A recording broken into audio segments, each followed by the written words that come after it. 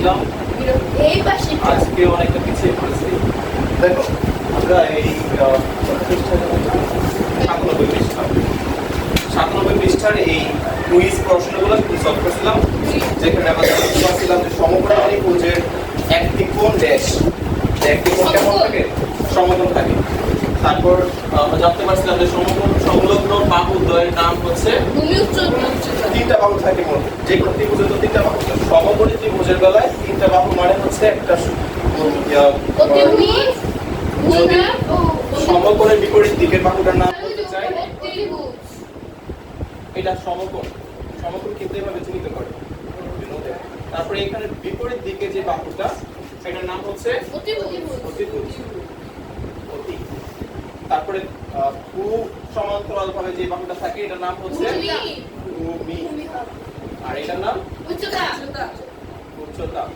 আমরা এই তিনটা বাহুর সাথে ফার্স্ট দিনেই পরিচিত হয়েছিলাম, তাই না? হওয়ার পর আমরা গতকালকে কিছু কাজ করেছি, যেটা হচ্ছে যে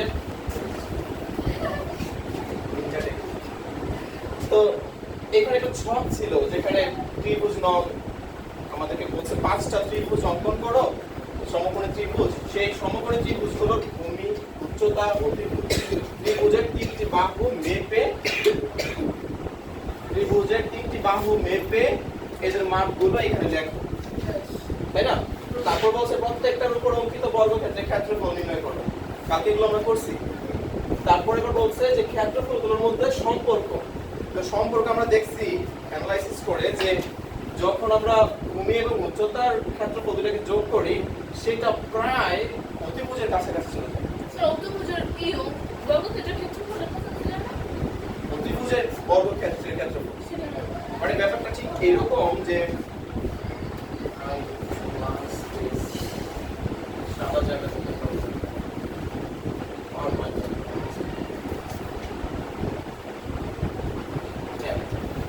তো আমি যদি একটা সমকোণী ত্রিভুজ অঙ্কন করি, এই সমকোণী ত্রিভুজের এটা হচ্ছে উচ্চতা। আমি যদি উচ্চতার বাহু সমান করে এরকম একটা বর্গক্ষেত্র অঙ্কন করি এই জায়গায়, তারপর আমি যদি ভূমির সমান করে, ভূমির বাহুটা সমান করে এখানে যদি আমি একটা বর্গক্ষেত্র আঁকি, তাহলে এই বর্গক্ষেত্রের একটা ক্ষেত্রফল পাবো। এটা একটা বর্গক্ষেত্র, এটা একটা ক্ষেত্রফল আছে। আচ্ছা, আমি যদি ধরে নিই যে এটার বাহুর দৈর্ঘ্য হচ্ছে ধরো 4 মিটার, এই বাহুটার দৈর্ঘ্য 4 মিটার, তাহলে বলো যে এটার ক্ষেত্রফল কত হবে? 16 মানে 16 স্কয়ার মিটার, ঠিক আছে, বর্গ মিটার। এটার পরিমাণ যদি আমি ধরি, এক বাহু হচ্ছে 3 মিটার, তাহলে এটার ক্ষেত্রফল হবে 9 মিটার, 9 স্কয়ার মিটার। তাহলে পিথাগোরাস একজন বিজ্ঞানী, একজন গণিতবিদ, বিজ্ঞানী বলা যায় না, গণিতবিদ, একজন ধর্মযাজক। তো সে বলছে যে তুমি যদি একটা সমকোণী ত্রিভুজ অঙ্কন করলে এটার যে তিনটা বাহু আছে, নামগুলোর সাথে আমরা ইতিমধ্যে পরিচিত, উচ্চতার উপর অঙ্কিত বর্গক্ষেত্র এবং ভূমির উপর অঙ্কিত বর্গক্ষেত্রের যে ক্ষেত্রফল, মোট ক্ষেত্রফল, সেটা তাদের অতিভুজের উপর অঙ্কিত বর্গক্ষেত্রের ক্ষেত্রফলের সমান হবে। তার লজিক ছিল এটা। কেমন? এটা যদি হয় 4 মিটার, এটা যদি হয় 3 মিটার, তাহলে এটা অবশ্যই এই বাহুটার পরিমাণ 5 মিটার হবে। 5 মিটার যদি বাহুর পরিমাণ হয়, তাহলে এটার ক্ষেত্রফল পাবো আমরা 25 বর্গ মিটার। তোমরা এই জিনিসটাই কিন্তু এই ছকটা যখন বাসায় আজকে হোমওয়ার্ক করছো, এখানে লক্ষ্য করছো, আমাদের এই জায়গার মধ্যে একটু ডিফারেন্স হয়েছে, যে ক্ষেত্রফলগুলোর মধ্যে সম্পর্ক, তখন আমরা এই প্রায় চিহ্নটা দিতে হয়েছে। কারণ হচ্ছে আমরা তো এগুলো হাতে আঁকছি, হাতে আঁকাতে একটু যন্ত্রপাতির ত্রুটি থাকতে পারে। আমরা যত সূক্ষ্মভাবে আঁকতে পারবো তত এটা কাছাকাছি মিলে যাবে, ঠিক আছে? আমরা ওই যে দেখা যায় যে পেন্সিল দিয়ে ফোঁটা দিচ্ছি এক জায়গায়, কিন্তু সামান্য ধরো 0.05 মিলিমিটার এদিক সেদিক হয়ে গেছে, দুইটা বাহুর মধ্যে এদিক সেদিক হওয়ার কারণে একুরেট করতে মানটা এখানে পাইলাম, ঠিক আছে? তো যার জন্য এখানে আমাদের প্রায় চিহ্নটা ব্যবহার করতে হয়েছে। তো আমরা যদি এইটুকু একটা ধারণা বুঝতে পারি যে সমকোণী ত্রিভুজে কি হয়, অতিভুজের উপরে একটা যদি তুমি বর্গক্ষেত্র আঁকো, তার যে ক্ষেত্রফল হবে তা অন্য দুইটা বাহুর উপর অঙ্কিত ক্ষেত্রফল দুইটার যোগফলের সমান হয়। এখন তার এই থিওরি বা তার এই মন্তব্যটুকু প্রমাণ করে দেখাইতে হবে। প্রমাণ করে দেখানোর জন্য এটা আমরা একটা প্রমাণ করছি মূলত, যেটা আমরা যে ছক পূরণ করছি। এই ছক পূরণটা একটা প্রমাণ ছিল বলতে পারো, কারণ ছক এই ত্রিভুজে একে একে দেখছি এই বাহুটার পরিমাণ কত, এই বাহুর পরিমাণ কত, এটার উপর বর্গক্ষেত্র রাখলে ক্ষেত্রফল কত হবে, এটার উপর বর্গক্ষেত্র রাখলে ক্ষেত্রফল কত হবে, এগুলো তো আমরা বের করছি করে। তারপর এটার উপর বর্গক্ষেত্র ক্ষেত্রফল তার সাথে মিলাই দেখছি, এটার যোগফল প্রায় মিলে যায়। তাহলে বলতে পারি যে সত্যবাদী। এবার আরো অন্যভাবে মানে পিথাগোরাসের এই উপপাদ্যটা আরো কয়েকভাবে প্রমাণ করে দেখানো হয়েছে। আমরা অন্য আরেকটা উপায় আজকে দেখব। চলো এইটার সাথে আজকে করছি। এটা একটা মডেল, বিভিন্ন মডেলে এটা একটা মডেল ছিল, এটা অন্য একটা মডেল ছিল, প্রমাণ করা যায়। এটা ছিল আমরা যখন ক্লাস 9 10 পড়তাম তখন আমাদের দুইটা মডেল ছিল পিথাগোরাসের উপপাদ্য, উপপাদ্য 22 উপপাদ্য 23। মানে এক বছর 22 আসতো আর এক বছর 23 আসতো, তো বুঝাই যেত যে এক বছর 22 আসছে তো আগামী বছর 23 আসবে। তো এটা আসলে ওইটা পড়তে আমরা পড়তাম, কারণ পরের বছর এটা আসবে তার অন্যটা এইভাবে চলতে। এইটা একটা পিথাগোরাসের উপপাদ্যের প্রমাণ ছিল। এইটা আরেকটা মডেলে এইভাবে প্রমাণ করা যায় যে পিথাগোরাস ঠিক ছিল। কিভাবে প্রমাণটা করব দেখো, খেয়াল করো।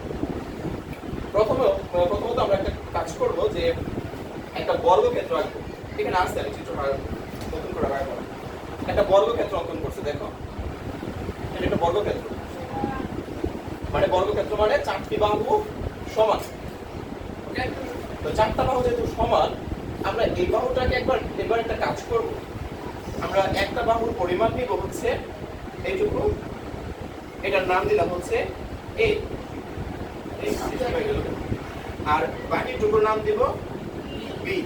আচ্ছা, তো এই সবগুলো বাহু যেহেতু সমান, তাই না? তো আমি যদি এখানে এ নিই, সেম এ যদি আমি এখান থেকে কেটে নিই, তাহলে বাকিটুকুর পরিমাণ কত থাকবে? বি। একইভাবে এখানে যদি আমি নিই, বাকিটুকু বি, এইটুকু এ, এটা বি। চারটা বাহু থেকে আমি এর অংশ একটা কেটে নিব, বি অংশ থেকে যাবে। আবার এটা তোমার এই দিক থেকে যদি শুরু করো, তাহলে এইভাবে চক্রাকারে চলতে পারবে। বুঝছো? এইভাবের জন্য এখানে এ, এখানে বি, তাহলে এখানে এ, এখানে বি, এখানে এ, এখানে বি। এইভাবে তুমি একটা বর্গক্ষেত্র আঁকবা, এটাকে কন্ট্রোল করে যাবে। ঠিক আছে? করার পরে তোমরা যে এ বি এর যে ইয়াটা কাটিং পয়েন্টটা যে জায়গার মতো পাইতেছো, এখান থেকে এই পর্যন্ত সি প্রত্যেকটাকে যোগ করো, করলে মাঝখানে তুমি একটা বর্গক্ষেত্র। হ্যাঁ, মানে দেখো এখান থেকে এইটুকু দূরত্ব যা, মানে এখানে এবিসি এর এবি এর কাটিং মানে বলে থাকে যে জায়গা মিলতেছে, মানে যে জায়গার মধ্যে এ আর বি এর বর্ডার, এই জায়গা থেকে তুমি এই জায়গা মাপ দাও, এই জায়গা মিল করো, তাহলে এখানে যে বাহুটা হবে এইখানে তো এবি এর মিলিত জায়গা থেকে এখানে এবি এর মিলিত জায়গা পর্যন্ত কাটিয়েছে। তো এই বাহুটা সমান হবে না? একইভাবে এইটা, একইভাবে এইটা, চারটা বাহু সমান, চারটা বাহু সমান পাবে বর্গক্ষেত্র। তাহলে আমরা একটা বর্গক্ষেত্র পাঁচটা আছে আঁকার পরে এই চারটা বাহুকে আমরা টুকরা টুকরা করছি।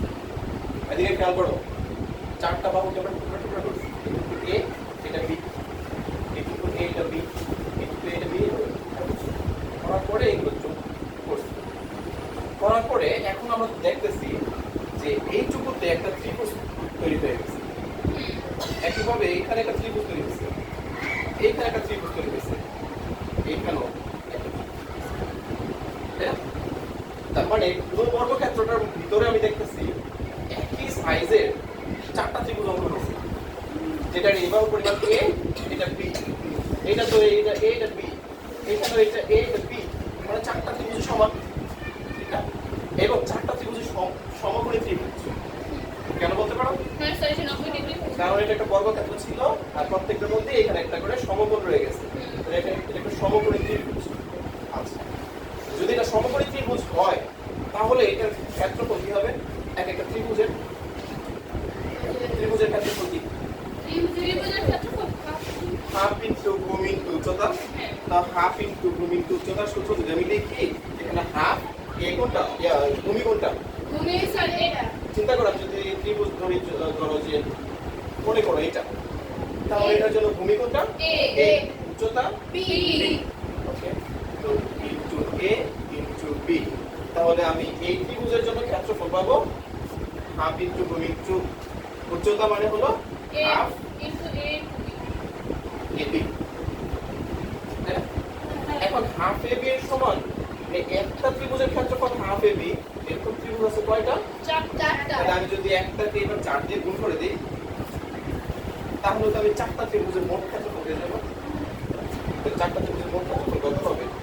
4 ইনটু হাফ এবি, এখানে দিলে হাফ এর 2 নিচে আছে, তো 2 দিয়ে 4 কে কেটে দিলে উপরে 2 থাকে, তাহলে 2 দিয়ে আবার এদিকে গুণ করে দিলে 2 এবি, তাই না? তাহলে এখানে 2 এবি হচ্ছে এইটুকু মানে চারটা ত্রিভুজের ক্ষেত্রফল। স্যার আমরা যদি এই যে এই ওইটা ধরে তাহলে ওইটা তাহলে ভূমি কোনটা করব? এই যে সেটাই বা আলাদা আলাদা করার দরকার নেই, সবগুলো ত্রিভুজ তো একই সাইজের। তুমি যদি এইটাকে কল্পনা করো এই ত্রিভুজের ক্ষেত্রফল বের করো, তাহলে এটার জন্য তুমি ধরে নাও এটা ভূমি, এটা উচ্চতা, তাহলে হাফ ইনটু ভূমি উচ্চতা, তাহলে হাফ ইনটু ভূমি উচ্চতার ক্ষেত্রফলের মান আছে, তাহলে এইটা হাফ এবি। এটা হচ্ছে একটা ত্রিভুজের ক্ষেত্রফল, প্রত্যেকটা ত্রিভুজ তো একই সাইজের, প্রত্যেকটা বাহুর পরিমাণ একই নাম, তাহলে আমি 4 দিয়ে এটাকে গুণ করে দিলে এই চারটা ত্রিভুজের মোট ক্ষেত্রফল হয়ে যাবে। তাহলে চারটা ত্রিভুজের মোট ক্ষেত্রফল পাইলাম 2ab। আচ্ছা, ভিতরে যে একটা বর্গক্ষেত্র পাইছি, এই বর্গক্ষেত্রটার এক বাহুর নাম দিয়েছি হলো সি তাহলে বলো তো এই বর্গক্ষেত্রের ক্ষেত্রফল কত হবে? C square C square. তাহলে এই বর্গক্ষেত্রের ক্ষেত্রফল পাইলাম সি স্কয়ার সি স্কয়ার। তাহলে আমি একটু মানে স্বাস্থ্যবান একটা মাত্রা দিচ্ছি, সেটা অফ করে লাই না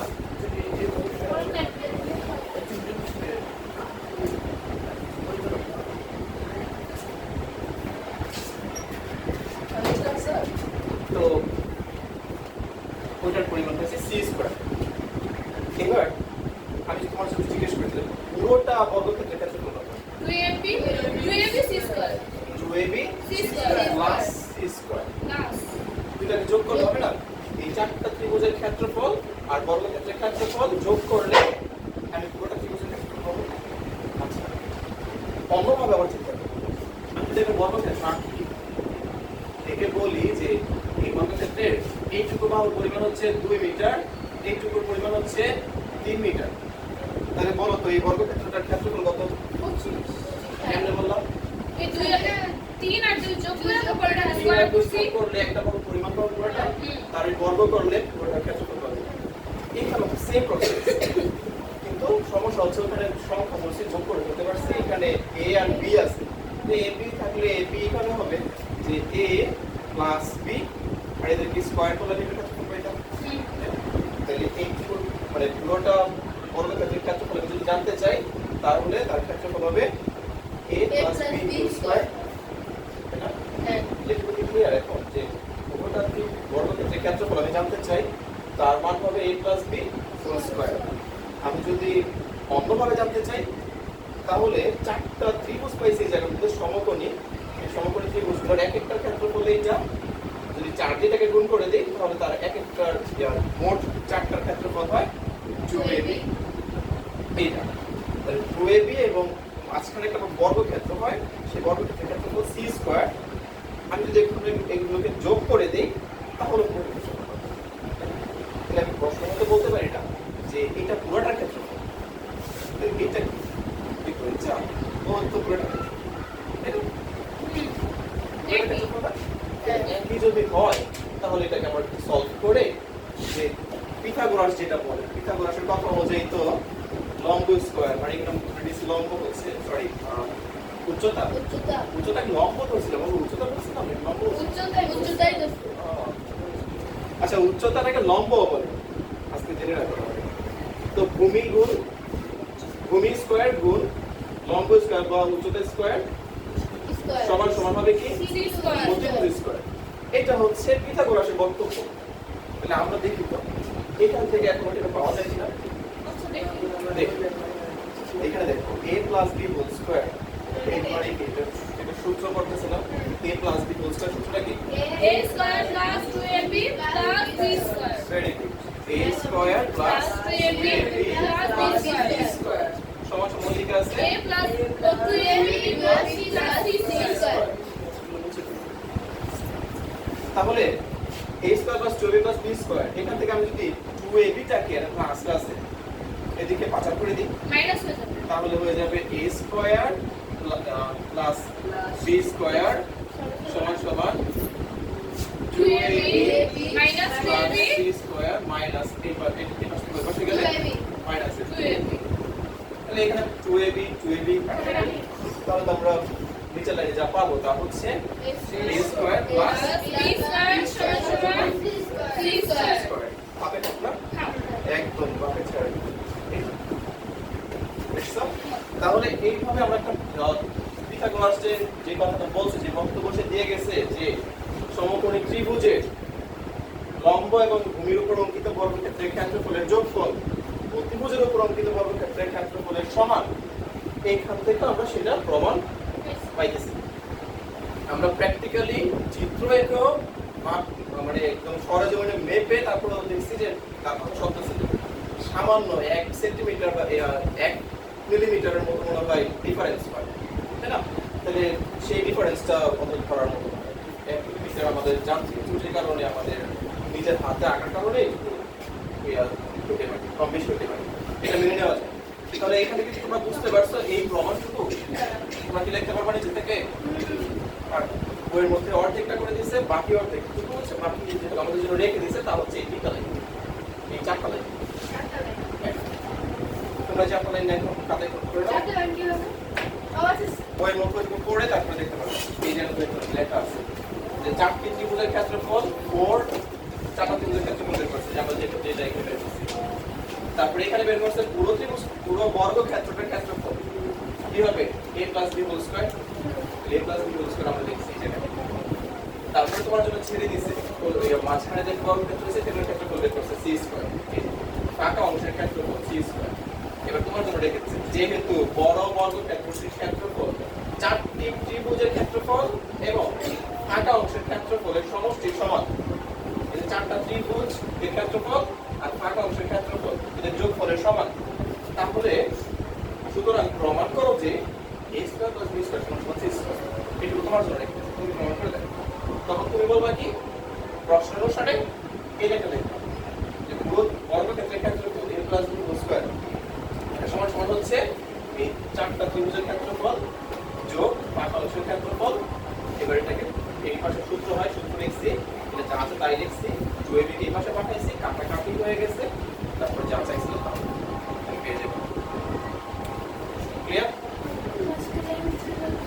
লাস্ট লাইনে শুধু প্রমাণিত লেখা দিই ফার্স্ট লাইন এই যে এখানে প্রশ্ন অনুসারে a + b হোল স্কয়ার এরপর এই লাইন এইটা লাস্ট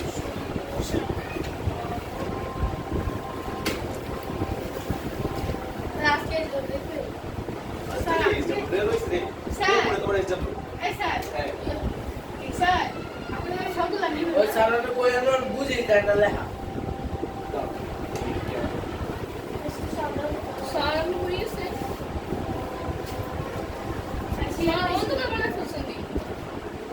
సార్ এদের তো আমি চিড়িয়ায় আমি వర్డ్